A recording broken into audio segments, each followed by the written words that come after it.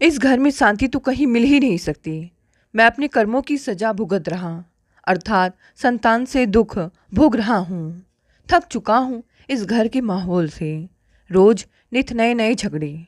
इस घर की दीवारें भी लगता है शोर मचाती हैं। मुझे तो अब लगता है बुढ़ापा तो इस घर में चैन से कटने से रहा। लगता है यह सब छोड़कर गांव ही जाना पड़ेगा। लेकिन गांव जाकर क्या मतलब? कायर लोग ही परिस्थितियों से भागते हैं। नहीं नहीं, मैं गांव नहीं जा सकता हूँ। मुझे कुछ ना कुछ तो करना ही पड़ेगा। माना कि अजित स्वभाव से थोड़ा घमंडी है, थोड़ा गुस्सैल है, लेकिन पारिवारिक जिम्मेदारियां तो सभी को उठानी पड़ती हैं। जब बहू से चिढ़ है, उसकी हर बोली तुम्हें जहर के जैसे लगती है, तो शादी के पहले ही सोचना था ना। नहीं करते शादी, रह जाते कुंवारे। नहीं, लेकिन शादी भी करनी है, अपने ढंग से मनमानी भी करनी है। अब गाय जैसी पत्नी तो मिलने से रही। जैसी तुम्हारी माँ थी वैसी तो शायद ही कोई होगी।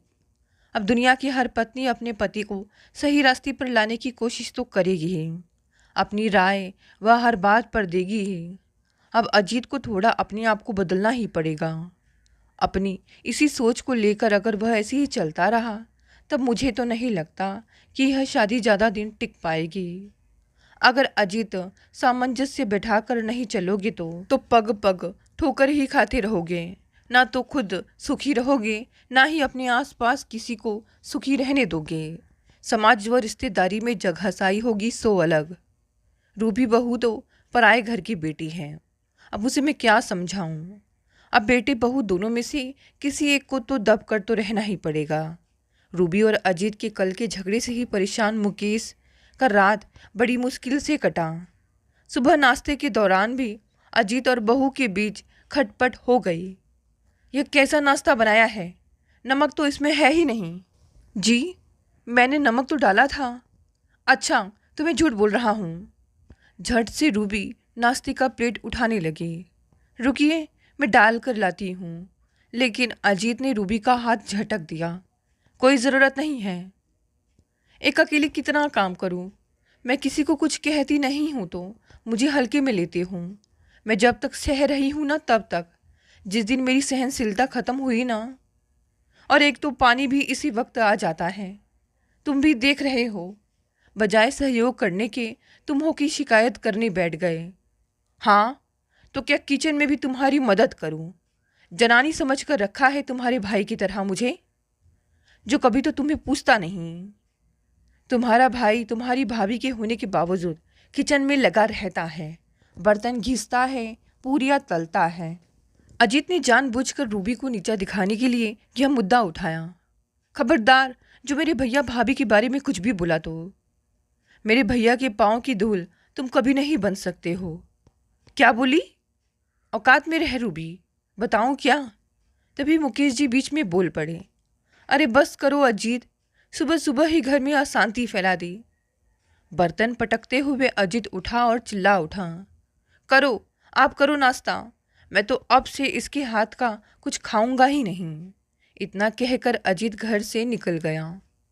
उसी रात फिर से बेटे बहू में लड़ाई हो गई, लेकिन इस बार अजीत ने रूबी पर हाथ उठा दिया था। अब मुझसे यह सब बर्दाश्त नहीं हो रहा था। मैं कसमसा उठा। चाह कर भी मैं कुछ नहीं कर पा रहा था। कितनी बार मैंने दोनों को समझाया, लेकिन कोई परिणाम सामने नहीं आया। काश पुष्पा होती अपने बेटे को समझाती, पर पुष्पा को तो मैंने अपने ही गलतियों से खो दिया है। यह सोचते सोचते मेरे दिमाग की नसें फटने लगी हैं। मैं अपने आप से भाग जाना चाहता हूँ, लेकिन भाग नहीं सकता, क्योंकि नियति द्वारा मेरे लिए सज़ा तय की गई है कि मैं पछतावे की आग में धीरे धीरे जलूँ। रूबी, मैं बाहर की तरफ जा रहा हूँ। कुछ मंगाना तो नहीं है ना? नहीं पापा जी, आप हो आइए। मैं चल पड़ा, यह सोच कर कि कुछ देर बाहर निकलने से शायद मेरा मन थोड़ा बहल जाए। लेकिन बाहर निकलते ही मेरा मन अतीत के गलियारों में भटकने लगा। मुझसे जबान लड़ाती है? एक भद्दी गाली देकर मैंने उस पर अपना क्रोध बरसा दिया। प्लीज़ मत मारो मुझे, मेरे बच्चे को लग जाएगी। दया करो। मैंने आखिर किया क्या है? उसने झुककर अपनी पीठ पर मेरा भार सहन करते हुए कहा। कोख में पल रहे बच्चे पर वह आंच नहीं आने देना चाहती थी। मेरी मार से बेहोश हो चुकी थी पुष्पा। पागल हो गया है क्या? अरे बहू के पेट में बच्चा है, अगर उसे कुछ हो गया तो? माँ किसी बहाने से उसे मेरे गुस्से से बचाना चाहती थी। कह देना इससे यह मेरी अम्मा बनने की कोशिश ना करे, वरना अगली बार जान से ही मार दूंगा। कहते हुए मैंने 2 साल के नन्हे अजीत को धक्का दिया, जो अपनी माँ को मार खाते देख सहमा हुआ सा एक तरफ खड़ा था। फिर गाड़ी उठाई और निकल पड़ा अपनी आवारगी की राह। उस पूरी रात में नशे से चूर रहा।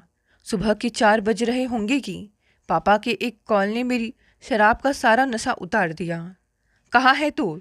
कब से फ़ोन लगा रहा हूँ। पुष्पा नहीं रही, तुरंत आ। जैसे तैसे घर पहुंचा तो हताश पापा सिर पर हाथ धरे अंदर सीढ़ियों पर बैठे थे और माँ नन्हे अजीत को चुप कराने की बेहिसाब कोशिशें कर रही थी। अपने बेडरूम का नज़ारा देख मेरी सांसें तो रुक ही गई। बेजान पुष्पा लटकी हुई थी। मुझे काटो तो खून नहीं। माँ पापा को समझ नहीं आ रहा था कि क्या किया जाए। पुष्पा ने अपने साथ अपनी कोख में पल रहे मेरे अंश को भी ख़त्म कर दिया था। पर इतने खौफनाक माहौल में भी मेरा शातिर दिमाग काम कर रहा था। इधर उधर खूब ढूंढने के बाद भी पुष्पा की लिखी कोई आखिरी चिट्ठी मुझे नहीं मिली। पुलिस को देने के लिए हमने एक ही बयान को बार बार दोहराया कि माँ की बीमारी के चलते उसे मायके जाने से मना किया तो जिद व गुस्से में आकर उसने अपनी जान दे दी। वैसे भी मेरी माँ का सीधापन पूरी कॉलोनी में मशहूर था, जिसका फ़ायदा मुझे इस केस में बहुत मिला। कुछ दिन मुझे ज़रूर लॉकअप में रहना पड़ा, लेकिन बाद में सबको पैसा खिलाकर इस मामले को ख़त्म करने में हमने सफलता पाई, क्योंकि पुष्पा के मायके में उसकी खैर खबर लेने वाला शराबी बाप ही था, जिसे अपनी बेटी को इंसाफ दिलाने में कोई खास रुचि नहीं थी। थोड़ी परेशानी से ही सही, लेकिन 2 साल में केस रफा दफा हो गया। पर मेरे जैसा आशिक मिजाज व्यक्ति ऐसे समय भी कहाँ चुप बैठने वाला था। इस बीच मेरी रासलीला मेरे एक दोस्त की बहन जूही से शुरू हो गई। जूही का साथ मुझे खूब भाने लगा, क्योंकि वह भी मेरी ही तरह बिंदास थी। पुष्पा की मौत के 1.5 साल के भीतर ही हमने शादी कर ली। वह तो शादी के बाद पता चला कि मैं शेर तो वह सवा शेर है। शादी होते ही उसने अपनी असलियत दिखा दी। बदतमीज़ी, बदचलनी आदि गुणों में वह मुझसे भी कहीं बढ़कर निकली। मेरी परेशानियों की शुरुआत उसी दिन हो गई जिस दिन मैंने पुष्पा समझकर उस पर पहली बार हाथ उठाया। मेरे उठे हाथ को हवा में ही थाम उसने ऐसा मरोड़ा कि मेरे मुंह से आह निकल गई। उसके बाद मैं कभी उस पर हाथ उठाने की हिम्मत नहीं कर पाया। घर के बाहर बनी पुलिया पर आसपास के आवारा लड़कों के साथ बैठी वह जब तब कॉलोनी के लोगों को नजर आती। अपने दोस्तों के साथ कार में बाहर घूमने जाना उसका प्रिय शौक था। रात को वह शराब के नशे में धूत होकर घर आती और सो जाती। मैंने उसे अपनी झांसी में लेने की कई नाकाम कोशिश की, लेकिन हर बार उसने मेरे वार का ऐसा प्रतिवार किया कि मैं बौखला गया। उसने साफ शब्दों में मुझे चेतावनी दी कि अगर मैंने उससे उलझने की कोशिश की तो वह मुझे मरवा देगी या ऐसा फंसाएगी कि मेरी ज़िंदगी बर्बाद हो जाएगी। मैं उसके धमकी से तभी तक बचा रहता तब तक कि उसके कामों में हस्तक्षेप ना करता। तो इस तरह प्रकृति के न्याय के तहत मैंने जल्द ही वह काटा जो बोया था। घर की पूरी सत्ता पर मेरी जगह वह काबिज हो चुकी थी। शादी के साल भर बाद ही मुझ पर दबाव बनाकर उसने पापा से हमारे घर को भी अपने नाम करवा लिया और फिर हमारा मकान बेचकर उसने पॉश कॉलोनी में एक फ्लैट खरीदा और मुझे वह अजीत को अपने साथ ले गई। मेरे मम्मी पापा गांव के कच्चे घर में रहने को मजबूर हो गए थे। यह सब मेरी ही कार गुजारियों की अति थी, जो आज सब कुछ मेरे हाथ से मुट्ठी से निकली रेत की भांति फिसल चुका था। अपना मकान बिकने से हैरान परेशान पापा इस सदमे को न सह पाने के कारण हार्ट अटैक के शिकार हो महीने भर में ही चल बसे। उनके जाने के बाद मेरी माँ बिल्कुल अकेली हो गई। प्रकृति मेरे कर्मों की इतनी जल्दी और ऐसी सजा देगी मुझे मालूम ना था। नए घर में शिफ्ट होने के बाद भी उसके क्रियाकलाप में कोई खास अंतर नहीं आया। इस बीच 5 साल के हो चुके अजीत को उसने पूरी तरह अपने अधिकार में ले लिया। उसके सानिध्य में पलता बढ़ता अजीत भी उसके नक्शे कदम पर चल पड़ा। पढ़ाई लिखाई से उसका खास वास्ता नहीं। जैसे तैसे 12वीं कर उसने छोटा मोटा बिजनेस कर लिया और अपनी ज़िंदगी पूरी तरह से उसी के हवाले कर दी। उन दोनों के सामने मेरी हैसियत वैसे भी कुछ नहीं थी। किसी समय अपनी मनमर्जी का मालिक मैं, आजकल उनके हाथ की कठपुतली बन बस उनके रहमो करम पर जिंदा था। इसी रफ्तार से ज़िंदगी के कुछ और वर्ष बीत गए। इसी बीच जूही एक भयानक बीमारी की चपेट में आ गई और अपने आप में गुमसुम पड़ी रहने लगी। अब घर की सत्ता मेरे बेटे अजीत के हाथों में आ गई। हालांकि इस बदलाव का मेरे लिए कोई खास मतलब नहीं था। हाँ, अजीत की शादी होने पर उसकी पत्नी रूबी के आने से अलबत्ता मुझे कुछ राहत जरूर हो गई, क्योंकि मेरी बहू भी पुष्पा जैसी ही एक नेक दिल इंसान थी। वह जूही की सेवा जी जान से करती और अजीत को खुश करने की पूरी कोशिश करती थी। पर जिसकी रगों में मेरे जैसे गिरे इंसान का लहू बह रहा हो, उसे भला किसी की अच्छाई की कीमत का क्या पता चलता। साल भर पहले जूही ने अपनी आखिरी सांस ली। उस वक्त सच में मन से जैसे एक बोझ उतर गया और मेरा जीवन थोड़ा आसान हो गया। इसी बीच अजीत के अत्याचार रूबी के प्रति बढ़ते जा रहे थे। अब अजीत उसे मारने लगा और हर सुबह अपने चेहरे व शरीर की सूजन छिपाने की भरसक कोशिश करते हुए वह फिर से अपने काम पर लग जाती। कल रात भी अजीत ने उस पर अपना गुस्सा निकाला था। मुझे समझ नहीं आता था कि आखिर वह यह सब क्यों सहती है। क्यों नहीं वह अजीत के खिलाफ रिपोर्ट करती। आखिर उसकी क्या मजबूरी है। तमाम बातें मेरे दिमाग में लगातार चलती। मेरा मन उसके लिए इसलिए भी परेशान रहता क्योंकि इतना सब कुछ सह कर भी वह मेरा बहुत ध्यान रखती थी। कभी कभी मैं सोच में पड़ जाता कि आखिर एक औरत एक ही समय में इतनी मजबूत और मजबूर कैसे हो सकती है। ऐसे वक्त पर मुझे पुष्पा की बहुत याद आती।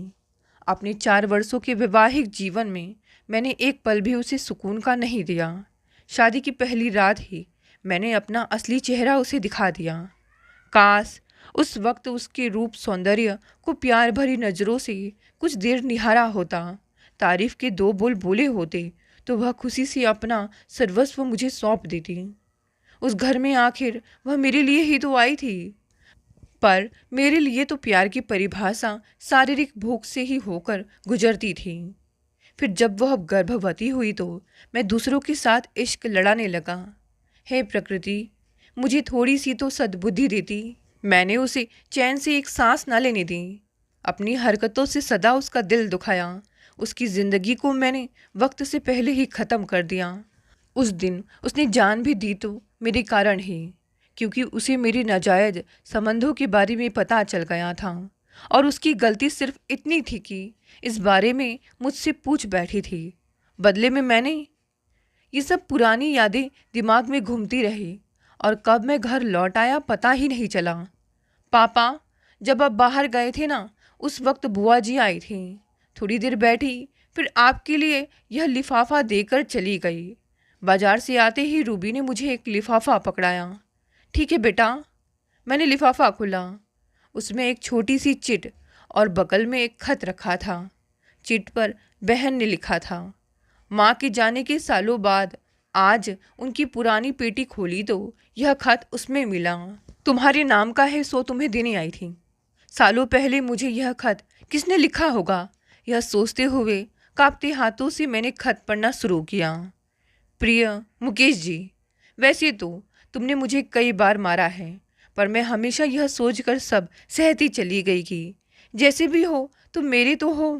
पर कल जब तुम्हारे इतनी सारी नाजायज समझों का पता चला तो मेरे धैर्य का बांध टूट गया।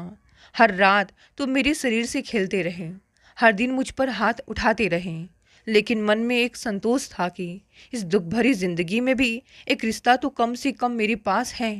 लेकिन जब पता चला कि यह रिश्ता रिश्ता ना होकर एक कलंक है, तो इस कलंक के साथ मैं नहीं जी सकती। सोचती थी कभी तो तुम्हारे दिल में अपने लिए प्यार जगा लूँगी, लेकिन अब सारी उम्मीदें ख़त्म हो चुकी हैं। मायके में भी तो कोई नहीं है जिसे मेरे जीने मरने से कोई सरोकार हो। मैं अपनी व्यथा ना ही किसी से बांट सकती हूँ और ना ही उसे सह पा रही हूँ। तुम ही बताओ फिर कैसे जीऊँ? मेरे बाद मेरे बच्चों की दुर्दशा ना हो, इसीलिए अपनी कोख का अंश अपने साथ लिए जा रही हूँ। मासूम अजीत को मारने की हिम्मत नहीं जुटा पाई। खुश रहो तुम। कम से कम अजीत को एक बेहतर इंसान बनाना। जाने से पहले एक बात तुमसे ज़रूर कहना चाहूँगी कि मैं तुमसे बहुत प्यार करती हूँ। तुम्हारी चाहत के इंतज़ार में पल पल मरती तुम्हारी पुष्पा। पूरा पत्र आंसुओं से गिला हो चुका था। जी चाह रहा था कि मैं चिल्ला चिल्ला कर रो पड़ूँ। मेरी पुष्पा, माफ़ कर दे मुझे। मैं इंसान कहलाने के काबिल नहीं हूँ। तेरे प्यार के काबिल भला क्या बनूँगा? हे प्रकृति, मेरी पुष्पा को लौटा दे मुझे। मैं उसके पैर पकड़कर अपने गुनाहों की माफ़ी तो मांग लूँ उससे, लेकिन अब पछताए होत क्या जब चिड़िया चुग गई खेत। भावनाओं का ज्वार थमा तो कुछ हल्का महसूस हुआ। शायद माँ को पुष्पा का यह पत्र मिला हो और मुझे बचाने की खातिर यह पत्र उन्होंने अपने पास छिपा कर रख लिया हो। यह उन्हीं के प्यार का साया तो था कि इतना घिनौना जुर्म करने के बाद भी मैं बच गया। उन्होंने मुझे काल कोठरी की सज़ा से तो बचा लिया, परंतु मेरे कर्मों की सज़ा तो नियति से मुझे मिलनी ही थी, और वह भी किसी भी बहाने से मुझे मिलकर ही रही। पर अब सब कुछ भुलाकर पुष्पा की वही पंक्ति मेरे मन में बार बार आ रही थी। कम से कम अजीत को एक बेहतर इंसान बनाना। रूबी के माता पिता नहीं हैं। हो सकता है भैया भाभी साथ रखना नहीं चाहते, लेकिन रूबी तो तारीफ करती रहती है भैया भाभी की। लेकिन रूबी इतनी मजबूर क्यों है? या फिर हो सकता है उसके भैया भाभी उसे साथ नहीं रखना चाहते हैं। हो सकता है बहू झूठी तारीफ करती है ताकि उसका मान बना रहे।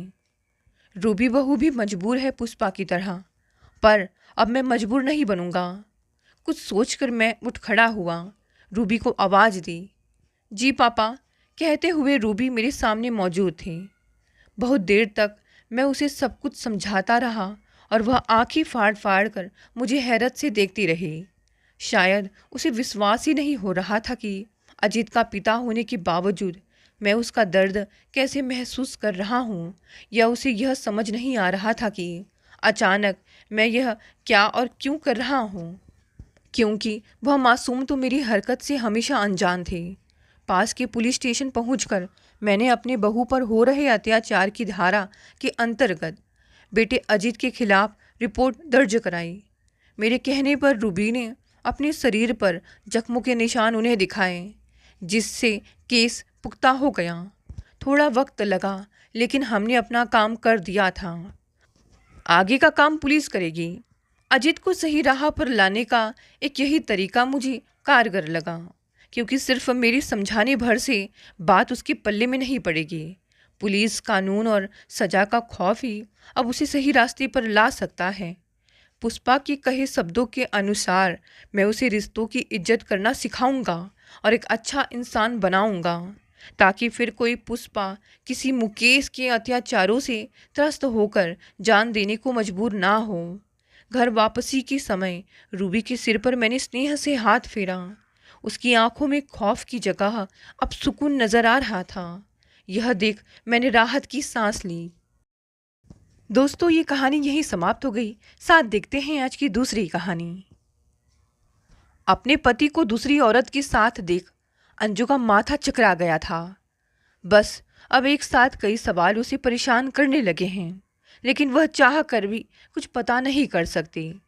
पवन के दोस्त, ऑफिस वाले और पड़ोसी सब जानना चाहते थे कि आखिर वह औरत थी कौन और उसका पवन से क्या रिश्ता था।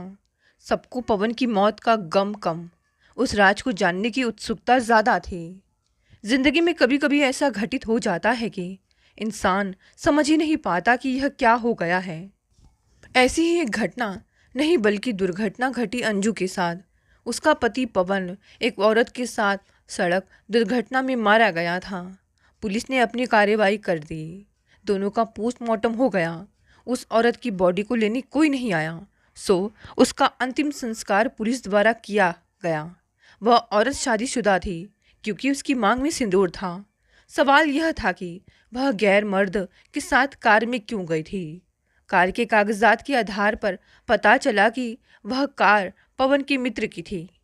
एक दिन पहले ही पवन ने उससे यह कहकर ली थी कि वह एक जरूरी काम से जा रहा है, लेकिन कार दुर्घटनाग्रस्त हुई दूसरे जगह पर, यानी पवन ने अपने मित्र से झूठ बोला। जब दुर्घटना की गुत्थी नहीं सुलझ सकी तो लोगों ने खुलकर कहना शुरू कर दिया कि उस औरत के साथ पवन के अवैध रिश्ते रहे होंगे और वे दोनों मौज मस्ती के लिए निकले होंगे। लोगों की इस बेहुदा सोच पर अंजू खासी नाराज थी, लेकिन वह कर भी क्या सकती थी। किसी का मुंह वह बंद तो नहीं कर सकती थी। पवन उसे बहुत प्यार करता था। शादी के 5 वर्षों में जब उन्हें संतान सुख नहीं मिला, तब उन दोनों ने अपना मेडिकल चेकअप करवाया। रिपोर्ट में पता चला कि वह मां नहीं बन सकती थी, जबकि पवन पिता बनने के काबिल था। यह जानकर वह बहुत रोई और पवन से बोली, तुम दूसरी शादी कर लो, मैं अपनी जीवन काट लूंगी। अंजू, अगर कमी मुझ में होती तो क्या तुम मुझे छोड़कर दूसरी शादी कर लेती? कहते हुए पवन ने उसे अपनी बाहों में भर लिया था। क्या उससे इतना प्यार करने वाला पवन उसके साथ इस तरह बेवफाई कर सकता है? अंजू ने अपने मन को यह कहकर तसल्ली दी, हो सकता है उस औरत ने पवन से लिफ्ट मांगी हो, लेकिन दिमाग में कुछ सवाल बिजली की तरह कौंध रहे थे कि पवन ने अपने दोस्त से गाड़ी कहीं जाने को कह कर ली तो फिर वहाँ क्यों नहीं गया? मित्र से उसने झूठ क्यों बोला? आखिर वह जा कहाँ रहा था? और उसे भी कुछ बताकर नहीं गया, जबकि उसको छोटी से छोटी बातें भी बताता था। कुछ बात तो ज़रूर है, तभी पवन ने उससे अपने बाहर जाने की बात छिपाई थी। अंजू को दुखी और परेशान देखकर उसके पिता ने कहा, बेटी, जो होना था वह तो हो गया। तुम अब खुद को मजबूत करो और आर्थिक रूप से अपने पाँव पर खड़ी होने की कोशिश करो। पवन की कोई सरकारी नौकरी तो थी नहीं जिसके आधार पर तुम्हें नौकरी या पेंशन मिलेगी। उसके कागजात देखो, शायद उसने कोई इंश्योरेंस पॉलिसी वगैरह कराई हो। उसके बैंक खातों को भी देखो, शायद तुम्हें कुछ आर्थिक मदद मिल सके। नहीं पापा, मुझे सब पता है। उन्होंने कोई पॉलिसी वगैरह नहीं कराई थी, ना ही बैंक में कोई खास रकम है, क्योंकि उनकी नौकरी मामूली थी और वेतन भी बहुत कम था। कुछ बचता ही कहाँ था जो वे जमा करते। वे अपने माँ बाप की भी आर्थिक मदद करते थे। फिर भी बेटा, एक बार देख तो लो। हर इंसान अपने आने वाले वक्त के लिए करता है, और फिर पवन जैसे समझदार इंसान ने भी कुछ न कुछ अवश्य किया होगा। दुखी मन से अंजू ने पवन की अलमारी खोली। शायद उसके कागजात के साथ ही उसके साथ हुए हादसे का भी कोई सूत्र मिल जाए। अलमारी में बैंक की एक पासबुक मिली और जीवन बीमा निगम की एक डायरी मिली। अंजू ने उसे जोश के साथ से खोला। ऑफिस से संबंधित कार्यों का लेखा जोखा था। डायरी के बीच में ही एक मेडिकल स्टोर का पर्चा मिला जिसमें कुछ दवाइयाँ लिखी थी। ये कौन सी दवाई थी? खराब लिखावट की वजह से कुछ समझ नहीं आ रहा था। जिस तारीख का पर्चा था, अंजू को खास याद था कि उसने उस दौरान कोई दवाई नहीं मंगाई थी। इसका मतलब पवन ने अपने लिए दवाई खरीदी थी। यह सोचकर वह भयभीत हो उठी कि कहीं पवन किसी गंभीर बीमारी से पीड़ित तो नहीं था। उसने फौरन मेडिकल स्टोर जाने का फैसला लिया। वह मेडिकल स्टोर उसके घर से काफ़ी दूर था, लेकिन वह वहाँ गई। मेडिकल स्टोर वाले ने पर्ची पर लिखी दवाएं तो बता दी, लेकिन दवाएं लेने कौन आया था वह ना बता सका। दवाइयाँ दांतों की बीमारी से संबंधित थीं। इस दौरान पवन को दांतों से संबंधित कोई समस्या नहीं थी। अगर थी भी तो वह अपने घर या ऑफिस के नज़दीक के मेडिकल स्टोर से दवा लेता। इतनी दूर आने की क्या ज़रूरत है? तो इसका मतलब साफ था कि पवन ने किसी और के लिए दवाइयाँ खरीदी थीं। किसके लिए खरीदी थी? यह जानने के लिए अंजू ने घर आकर पवन का सामान फिर से टटोला। उसने उसकी डायरी दोबारा अच्छी तरह से चेक की। 15 अगस्त तारीख वाले पृष्ठ पर उसने लिखा था, आज का दिन मेरे लिए खास बन गया। आखिर उसको ऐसा क्या हुआ था जो उसके लिए खास बन गया था? इस बात का जिक्र नहीं था। उसने उसके मोबाइल पर भी एक चीज़ नोट की। उसने अपने मोबाइल के वॉलपेपर पर तिरंगे के साथ अपनी हंसती मुस्कुराती तस्वीर लगा रखी थी। तभी उसका मोबाइल बज उठा। बच्चे की खिलखिलाहट की रिंगटोन थी। यह सत्य था कि उसे बच्चों से बहुत प्यार था, इसीलिए उसने बच्चे की खिलखिलाहट की रिंगटोन लगा रखी थी। लेकिन आज ध्यान से सुना तो बीच में कोई धीरे से बोल रहा था, पापा बोलो पापा। यह सुनकर उसका माथा ठनका। हो ना हो, 15 अगस्त और बच्चे की खिलखिलाहट में कुछ ना कुछ राज जरूर छिपा है। वॉलपेपर को उसने गौर से देखा। पवन के पीछे एक अस्पताल था। अस्पताल का नाम साफ नजर आ रहा था। शायद उसने सेल्फी ली थी, यानी 15 अगस्त को पवन उस अस्पताल के पास था। वह वहाँ क्यों गया था, यह जानने के लिए वह तुरंत अस्पताल के लिए चल पड़ी। वह काफ़ी दूर था। यह तो तय था कि पवन ने सेल्फी यही ली थी, लेकिन वह यहाँ करने को क्या आया था। अचानक उसके मस्तिष्क में बच्चे की खिलखिलाहट की रिंगटोन और पापा बोलो पापा की ध्वनि बिजली की तरह कौंध गई और वह फौरन अस्पताल के अंदर चली गई। मैटरनिटी होम के रिसेप्शन पर जाकर उसने उस तारीख जन्मे बच्चों की जानकारी चाहिए। पहले तो उसने मना कर दिया, लेकिन काफ़ी रिक्वेस्ट करने पर बताया कि उस दिन 7 बच्चे हुए थे, जिनमें 4 लड़के और 3 लड़कियां थीं। उन बच्चों के पिता के नाम में पवन का नाम नहीं था। सातों माओं के नाम उसने नोट कर लिए। अस्पताल के नियम के मुताबिक उसे उनके पते और मोबाइल नंबर नहीं दिए गए। घर आकर उसने पवन के मोबाइल में उन लोगों के आधार पर नंबर ढूंढे, लेकिन कोई नंबर नहीं मिला। एक नंबर ज़रूर टी नाम से सेव था। उसने उस नंबर पर फ़ोन लगाया तो उधर से एक औरत का स्वर गूंजा, कौन? जी मैं बोल रही हूँ। कौन? तुम तन्नू बोल रही हो क्या? यह सुनकर वह थोड़ा घबराई। आप मेरी बात तो सुनिए। अरे तन्नू, क्या बात सुनूं तेरी? तू उस दिन शाम तक को आने को कह कर गई थी और आज चौथा दिन है। तेरे बच्चे का रो रो कर बुरा हाल है। जल्दबाजी में तू अपना मोबाइल और पर्स भी यहीं भूल गई। तेरे फ़ोन भी बहुत आ रहे हैं। समझ नहीं आ रहा है कि क्या कहूँ कि तू कहाँ है। जी, वह बात यह है कि तू इतना घबरा क्यों रही है? कोई परेशानी है तो मुझे बता। क्या पति से झगड़ा हो गया? जी मैं तनु नहीं, उसकी बहन अंजू बोल रही हूँ।